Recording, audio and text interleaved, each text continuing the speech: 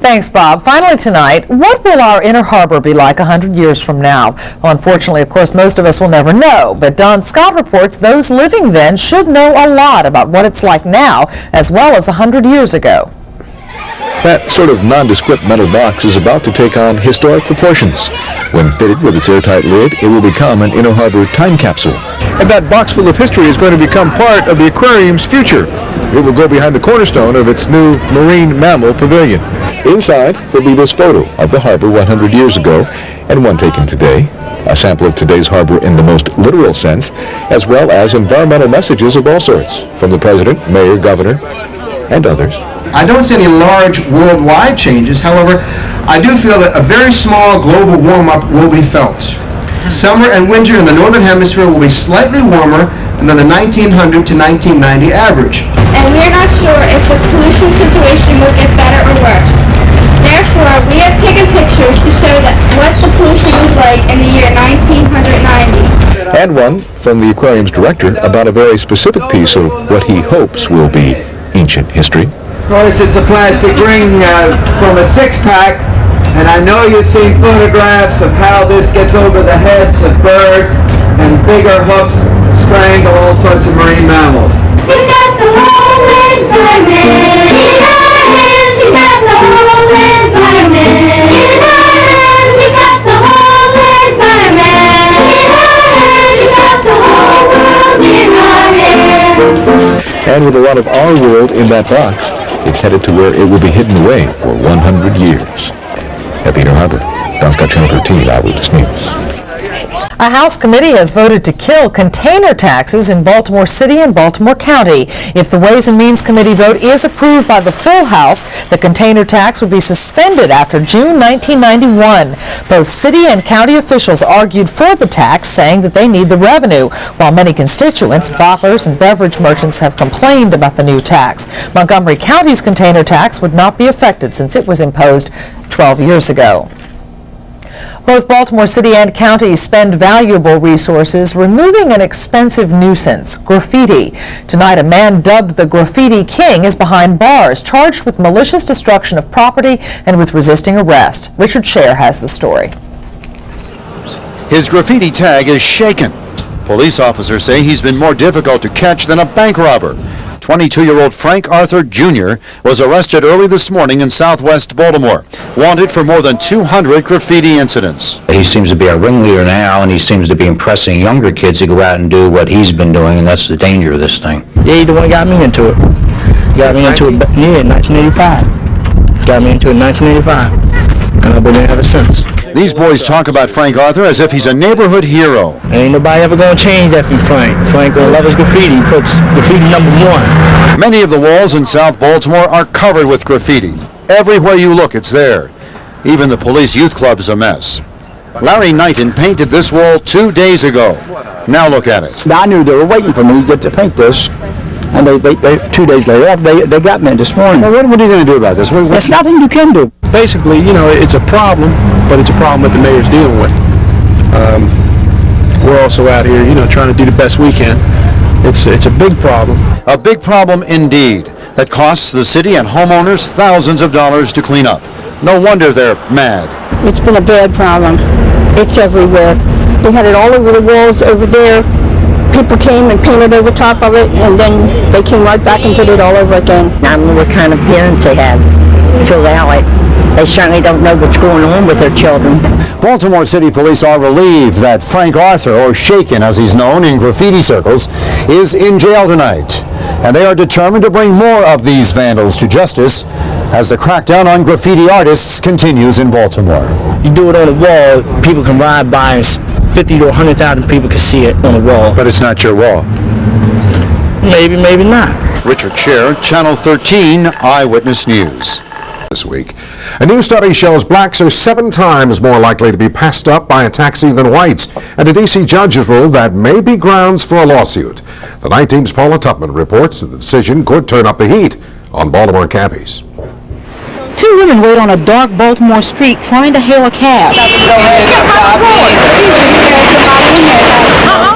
The hopeful smiles turned to frowns of frustration and then anger as 4 more empty cabs passed them by. And it's hard, especially when you depend on a cab to get back and forth to work or whatever, and the cab drivers just say, well, they won't pick you up because of public safety. What about the people that's really legitimate? The 5th time is the charm. Baltimore's cab drivers have gotten into the habit of not picking up blacks. They don't even call it discrimination. They call it survival. Some people you know are trouble. I mean, you can feel it. Do you think it's discrimination? No. Washington, D.C. just made cab companies liable for discrimination by their drivers, and Baltimore cabbies fear the same thing could happen here, forcing them to pick up people they're not comfortable picking up. That makes cabbie David Gurrier angry. I don't think anybody can make anybody pick up somebody they're not comfortable with, especially in the cab business.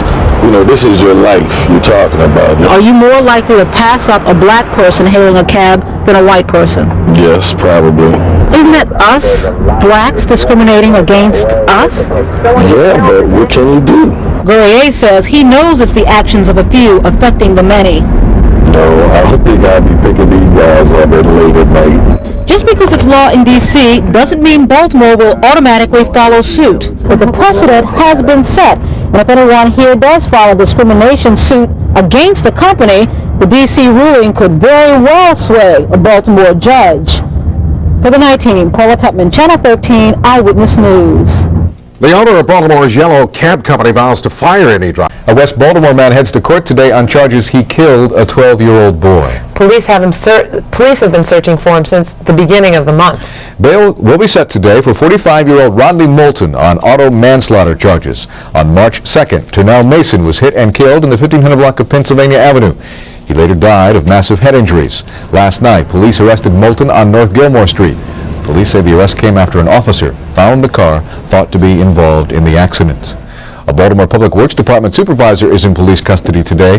He's accused of paying city maintenance crews overtime to make improvements to his own home. 45-year-old Nathaniel Jones is facing indictment on charges of bribery, theft, and obstruction of justice. Authorities say Jones stole city building materials and used as many as 10 workers to build a deck, a gazebo, and a pigeon coop at his house. Well, as we all know, much of the violence on the street seems to have something to do with illegal drugs, and something the Baltimore Police Department is doing something about.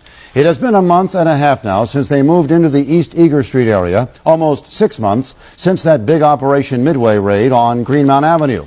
We wanted to know just how things are on those streets in those communities, so tonight we take you back. The sounds of children laughing and playing on the streets of East Baltimore. This is the way it's supposed to be. The Baltimore Police Department is doing what it can to clean up the streets, to arrest the drug dealers, make the neighborhoods safe again. This is what Operations Midway and Mid-East were all about. 146 warrants, more than 50 undercover drug buys, thousands of dollars in cash, drugs, weapons confiscated.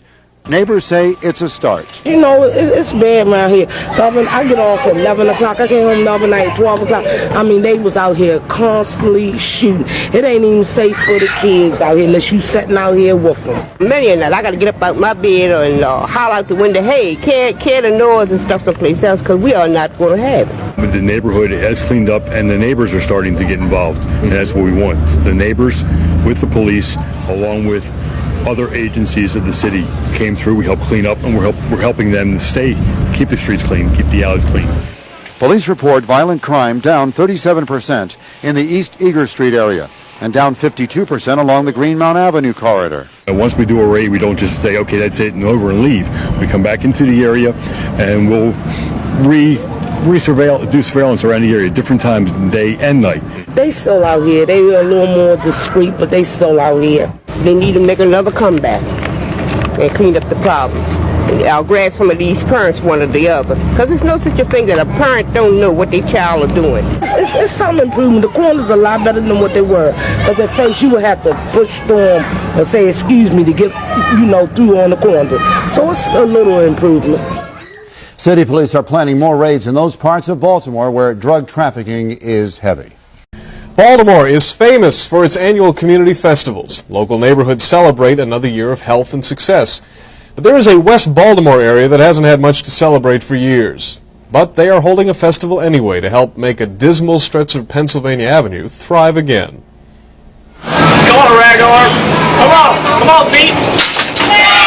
Falling in the dunk tank symbolizes what's happened in this neighborhood for years. The carnival is just a few yards from the blocks of blight and vacant boarded homes.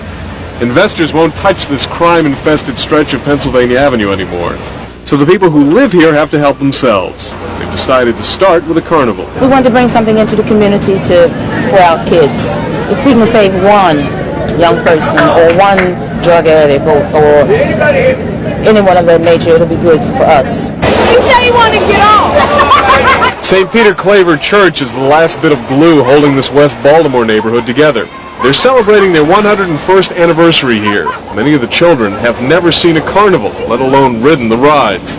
And few people here are used to the wheel of fortune spinning their way. There's really nothing to do when you're at home, but watch TV and be bored. Maybe they help build the houses so people who are poor can live in them. I think it's wonderful. You know, it's a nice atmosphere.